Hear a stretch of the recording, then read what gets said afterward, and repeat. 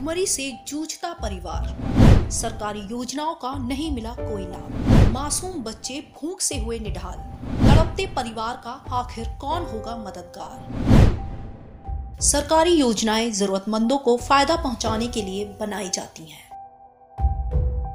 मगर आर्थिक तंगी और भुखमरी से 3 मासूम बच्चों के साथ जूझती 2 महिलाओं की दुख भरी कहानी सुनकर आपका कलेजा भी कांप उठेगा, जिन्होंने सरकार के मंत्रियों और सरकारी अफसरों तक गुहार लगाई, मगर किसी ने भी इनकी फरियाद नहीं सुनी। इस लाचार और मजबूर परिवार में सविता, उसकी बहन और 3 मासूम बच्चे हैं।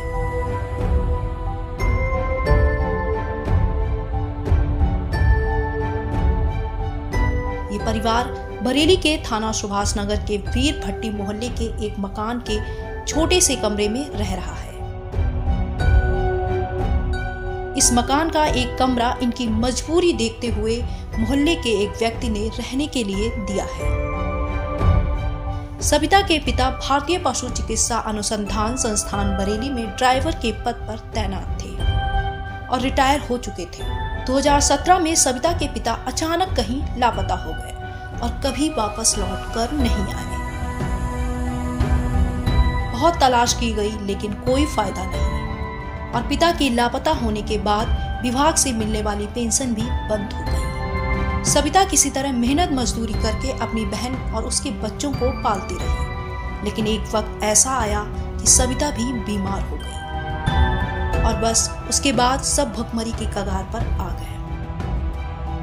इतना ही नहीं, सविता ने अपनी फरियाद प्रशासन से की, मगर कोई मदद नहीं मिली और फिर अपनी व्यथा सीएम योगी को भी पत्र लिखकर बताई, लेकिन कोई फायदा नहीं हुआ। न तो इस परिवार के पास कोई राशन कार्ड है और न ही रहने के लिए अपनी छत।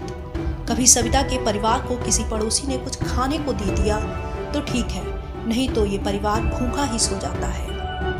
पड़ोसियों के रहमो करम पर अभी तक जिंदा ये 5 जिंदगियां कब तक आर्थिक तंगी और भुखमरी की जंग लड़ेंगी? कौन सुनेगा इनकी फरियाद?